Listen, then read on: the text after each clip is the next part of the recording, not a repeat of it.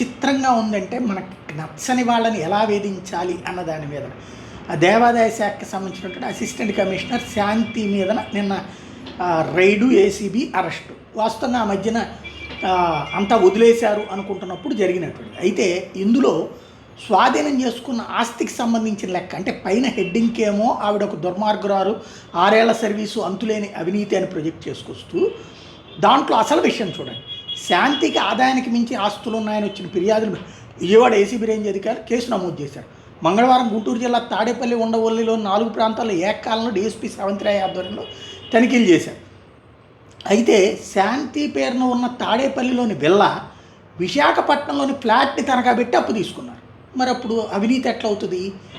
బ్యాంకులో ఉన్న దస్తావేజులు ఏసీబీ అధికారులు తీసుకుంటారు, ఇంకా తీసుకోలేదు. మరి అవినీతి ఎట్టయిందా? తీసుకున్నాక చెప్పాల్సింది అవినీతి అని. ప్రస్తుతం ఆమె ఉంటున్న తాడేపల్లిలోని మండువాయిలు ఆమె అత్తగారి పేరు నుండి అంటే అత్తారింటి నుంచి ఉన్నటువంటి అదే సందర్భంలో తాను హైదరాబాద్లో 2వ వివాహం చేసుకున్నానని ఆమె చెప్పుకొచ్చింది. అంతవరకు బాగానే ఉంది. సోదాల్లో శాంతిపేట విజయవాడ 1 టౌన్లోని యూనియన్ బ్యాంకులో లాకర్ ఉందట. కోర్టు అనుమతితో లాకర్ తెరుస్తారు. ఇంతకీ ఈవిడ దగ్గర దొరికింది ఏంటంటే బంగారు ఆభరణాలు 76 గ్రాములు.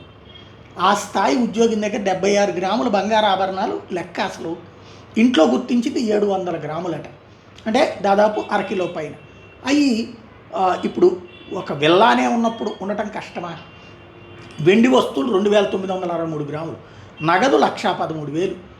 ఇంట్లో డెకరేషన్ చేసుకోవడానికి 6.52 లక్షలు అంట.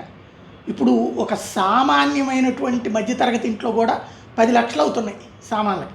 6.52 లక్షలు అంటే వీళ్ళు అది లెక్క కట్టారంటే వాళ్ళ లెక్కన 1,02 లక్షలకు పడిపోయి ఉంటారు. విశాఖపట్నం శివారు ఎండాడలో ఓ ఫ్లాట్, తాడేపల్లిలోని కుంచెనపల్లిలో విల్లా. ఇదే ఇందాక చెప్పినటువంటి ఆ ఫ్లాట్ని తనఖా పెట్టి విల్లా తీసుకుంటే అది అవినీతి అన్నటువంటి. బ్యాంక్ ఖాతాలో 2.84 లక్షలు, Volkswagen Polo car, Vespa motorcycle, 3 మొబైళ్ళు, ఒక యాపిల్ మ్యాక్బుక్ ఎయిర్. ఇది వాస్తవంగా చెప్పాలంటే ఇరికిచ్చినట్టే కనబడుతుంది.